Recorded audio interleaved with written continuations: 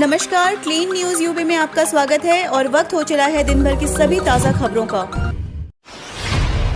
अब किसान 6,000 सालाना किस्त के साथ पाएं 3,000 रुपए की गारंटेड मासिक पेंशन, ये रहा प्रोसेस। प्रधानमंत्री किसान सम्मान निधि के तहत सरकार किसानों के खाते में 2,000 रुपए की 3 किस्त यानी सालाना 6,000 रुपए की आर्थिक मदद देती है। इसके तहत अब 8 किस्त यानी 16,000 रुपए किसानों के खाते में आ चुके हैं और अब किसानों को 9वीं किस्त का इंतजार है। किसानों की आर्थिक मदद के लिए और सिक्योर बुढ़ापे के लिए सरकार ने पेंशन की सुविधा पीएम किसान मानधन योजना के साथ शुरू की है। पीएम किसान मानधन योजना के तहत किसानों को 60 साल के बाद पेंशन दिया जाएगा। खास बात यह है कि अगर आप पीएम किसान में अकाउंट होल्डर हैं तो आपको किसी कागजी कार्रवाई की जरूरत नहीं होगी। आपका डायरेक्ट रजिस्ट्रेशन पीएम किसान मानधन स्कीम में भी हो जाएगा। इस स्कीम की कई बेहतरीन फीचर और बेनिफिट्स हैं। ईएमआई, सैलरी, पेंशन से जुड़े नियमों में हो रहा है 1 अगस्त से बड़ा बदलाव, आप पर पड़ेगा सीधा असर। किसी को सैलरी का भुगतान कब होगा? अगर यह सवाल किसी नौकरी पेशा व्यक्ति से पूछा जाए तो उसका जवाब रहता है कि जब बैंक खुलेंगे तब पैसा अकाउंट में क्रेडिट होगा। लेकिन कई बार देखा जाता है कि महीने की शुरुआत छुट्टियों से होती है, जिसकी वजह से लोगों को सैलरी के क्रेडिट होने के लिए लंबा इंतजार करना पड़ता था। लेकिन 1 अगस्त से हो रहे नियमों के बदलाव की वजह से अब महीने की पहली तारीख को ही आपके खाते में सैलरी आ जाएगी। अधीनस्थ सेवा चयन आयोग 8 महीनों में 33,700 पदों पर करेगा भर्तियां। योगी सरकार अगले 8 महीनों में 33,700 पदों पर भर्ती कर युवाओं को बड़ी राहत देने जा रही है। उत्तर प्रदेश अधीनस्थ सेवा चयन आयोग 8 महीनों में 33,700 पदों पर भर्तियां करेगा। इसमें 3,768 पदों पर भर्तियों के लिए अगस्त व सितंबर में परिणाम घोषित होंगे। पूर्व में निकाले गए 7,138 पदों पर भर्ती विज्ञापन की परीक्षाएं अगस्त से शुरू कराई जाएंगी। प्रारंभिक अर्हता परिणाम निकलने के बाद 22,794 पदों पर नई भर्तियों के लिए विज्ञापन निकालकर परीक्षाएं कराई जाएंगी। ये सभी प्रक्रियाएं मार्च 2022 तक पूरी कर ली जाएंगी। अधीनस्थ सेवा चयन आयोग के अध्यक्ष प्रवीण कुमार ने शनिवार को कार्यक्रम घोषित किया। 6,100 पदों पर भर्ती के लिए जल्द करें आवेदन, अंतिम डेट कल। स्टेट बैंक ऑफ इंडिया ने अप्रेंटिस के पदों पर भर्ती के लिए आवेदन आमंत्रित किए हैं। उम्मीदवार 26 जुलाई तक ऑनलाइन आवेदन कर सकते हैं। कुल 6,100 पदों पर भर्ती के लिए आवेदन मांगे गए हैं। उम्मीदवारों राज्यों की सीटों को देखते हुए आवेदन कर सकते हैं। इच्छुक उम्मीदवार जल्द आवेदन कर लें। जनता दर्शन के दौरान सीएम योगी आदित्यनाथ ने पुलिस की कार्यप्रणाली पर जताई नाराजगी। उत्तर प्रदेश के गोरखपुर में हिंदू सेवाश्रम में लगे जनता दर्शन में एक के बाद एक थाने और चौकी में सुनवाई न किए जाने की शिकायतों पर सीएम योगी आदित्यनाथ ने पुलिस की कार्यप्रणाली पर नाराजगी व्यक्त की है। उन्होंने जनता दर्शन कार्यक्रमों में मौजूद एसएसपी देवेंद्र कुमार प्रभु से पूछा कि आखिर थाने और पुलिस चौकियों में मामलों का निस्तारण क्यों नहीं किया जा रहा है। यदि वहीं उनकी समस्याएं सुलझा दी जाती तो न्याय की आस में जनता दर्शन में आने की फरियादियों की आवश्यकता नहीं पड़ती। मिशन 2022 के लिए सपा की प्लानिंग, इन जातियों पर अखिलेश का खास फोकस। पिछड़े वर्गों के वोटों की जंग में समाजवादी पार्टी अब फिर पुरानी जैसी पैठ बनाने में जुट गई है। खास फोकस गैर यादव पिछड़ी जातियों को लुभाने पर है। 2 चुनावों से यह जातियां सपा से खिसक कर भाजपा के साथ हो चुकी हैं। अब कोशिश वापस समाजवादी झंडे के साथ लाने की है।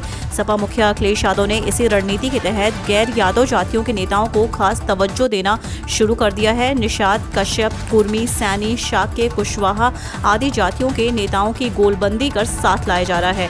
हाल में बनाए फ्रंटल संगठनों में पदाधिकारी नियुक्त करने की बात हो या अन्य पार्टी संगठन, इन सब में निषाद, कश्यप, कुर्मी, सैनी, शाक्य, कुशवाहा आदि जातियों को अहमियत दी गई है। अखिलेश यादव के निर्देश पर पिछड़ा वर्ग प्रकोष्ठ के अध्यक्ष राजपाल कश्यप ने जिलों में पिछड़ा सम्मेलन शुरू कर दिया है।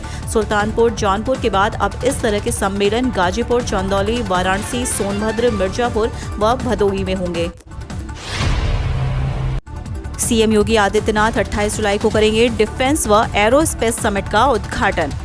उत्तर प्रदेश के मुख्यमंत्री योगी आदित्यनाथ 28 जुलाई को डिफेंस व एरोस्पेस समिट का उद्घाटन करेंगे।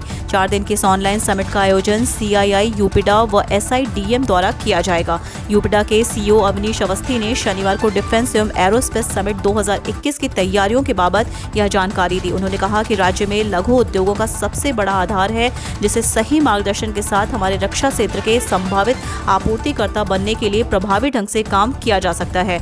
आईएसडीए के लक्ष्य इस दिशा में एक कदम उठाना है। यूपी डिफेंस कॉरिडोर के विकास के लिए नोडल एजेंसी होने के नाते यूपीडा अपनी आकर्षक भूमि दरों के साथ बेहतर काम कर रही है। साथ ही उत्तर प्रदेश के डिफेंस मैन्युफैक्चरिंग नीति और हवाई अड्डे के पास आगामी सामान्य सुविधा केंद्र प्रदेश के रक्षा क्षेत्र के निर्माताओं को और सक्षम कर सकती है। पूर्वांचल में बाढ़ से बचाव के लिए सरकार को अभी से कदम उठाने चाहिए, मायावती। बहुजन समाज पार्टी की अध्यक्ष उत्तर प्रदेश के पूर्व मुख्यमंत्री मायावती ने महाराष्ट्र और गोवा में बाढ़ के कहर से जान माल की भारी क्षति पर रविवार को दुख प्रकट करते हुए कहा कि उत्तर प्रदेश के पूर्वांचल में बाढ़ से बचाव के लिए प्रदेश की सरकार को अभी से सजग होकर कदम उठाने चाहिए। बसपा प्रमुख ने रविवार को अपने ट्वीट में कहा कि देश के विभिन्न भागों, खासकर महाराष्ट्र और गोवा में बाढ़ की विभीषिका से जान माल एवं संपत्ति का भारी हानि अत्यंत दुखद है। पीड़ित परिवारों के प्रति गहरी संवेदना जताते हुए मायावती ने कहा कि राज्य सरकारों और केंद्र का भी आपदा के ऐसे मामले में पूरी संवेदनशीलता से सक्रियता के साथ काम करना जरूरी है। यूपी मानसून सक्रिय, कहीं सामान्य तो कहीं भारी बारिश के आसार।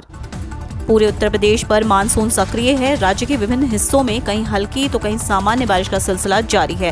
कहीं कहीं भारी बारिश होने की भी सूचना है। मौसम विभाग ने अगले 3 दिन प्रदेश के अलग अलग हिस्सों में कहीं सामान्य तो कहीं भारी बारिश होने का अनुमान जताया है। 26 जुलाई को सहारनपुर, मुजफ्फरनगर, मुरादाबाद, बिजनौर, रामपुर, बरेली और पीलीभीत में 1 या 2 स्थानों पर भारी बारिश होने या गरज चमक के साथ बौछारें पड़ने का अनुमान है। 27 जुलाई को सहारनपुर, हापुड़, बुलंदशहर, अमरोहा, मुरादाबाद, बिजनौर, रामपुर, बरेली व पीलीभीत तथा आसपास के इलाकों में 1 या 2 स्थानों पर कहीं भारी तो कहीं बहुत भारी बारिश हो सकती है। इसी क्रम में शामली, मुजफ्फरनगर, गौतम बुद्ध नगर, कासगंज, अलीगढ़, एटा, फिरोजाबाद, शाहजहांपुर, संभल, बदायूं, झांसी, ललितपुर, गाजियाबाद, बागपत, मेरठ में भी कहीं कहीं भारी बारिश का अनुमान है। 52 जिलों में नहीं मिला कोई संक्रमित, प्रदेश में 42 नए मामले। यूपी में शनिवार को कोरोना के 42 नए रोगी मिले। प्रदेश में करीब 5 महीने बाद प्रतिदिन के नए मरीजों की संख्या 50 से नीचे आ गई है। कोरोना के इतने रोगी बीते फरवरी माह में मिल रहे थे। बीते 24 घंटे में 2.55 लाख लोगों की कोरोना जांच की गई। अब पॉजिटिविटी रेट खासा नीचे आकर सिर्फ 0.01% पर पहुंच गया है। शनिवार को प्रदेश के 52 जिलों में कोरोना का एक भी रोगी नहीं मिला, जबकि 23 जिलों में इकाई में मरीज मिले हैं। इसी बीच एक और मरीज की कोरोना से मौत हो गई। इसे मिलाकर यूपी में कोरोना से अब तक कुल 22,749 लोगों की जान जा चुकी है। वर्तमान में रिकवरी रेट 98.6% है। हम रोज ऐसी ही न्यूज लाते रहेंगे। यदि आपने अभी तक क्लीन न्यूज यूपी को सब्सक्राइब नहीं किया है तो फटाफट सब्सक्राइब कर ले। साथ ही बेल आइकन को दबा दे ताकि कोई भी अपडेट मिस ना हो।